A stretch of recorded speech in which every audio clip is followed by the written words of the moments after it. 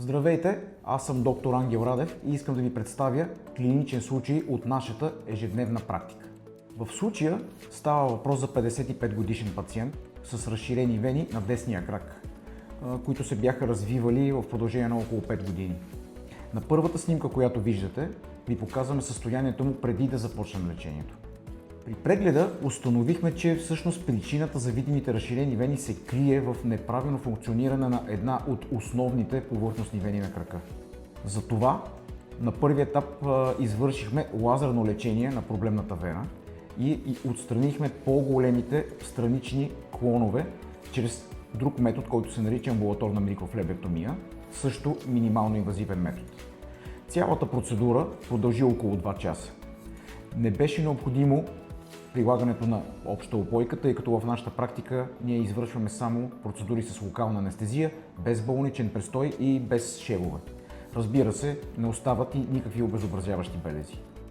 На втората снимка виждате как изглежда крака само седмица след процедурата.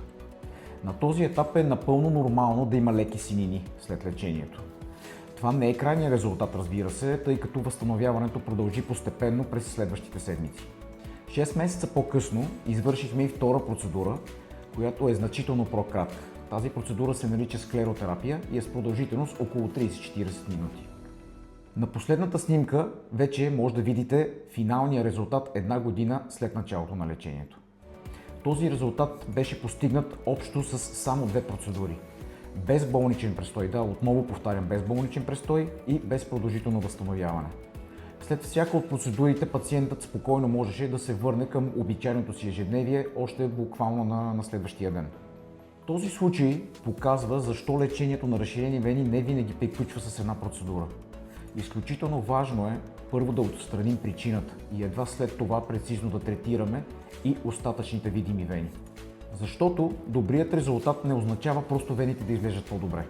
Означава да бъде открита и лекувана причината за тяхната поява. Ако искате да споделяме още такива полезни видеа, може да ни последвате.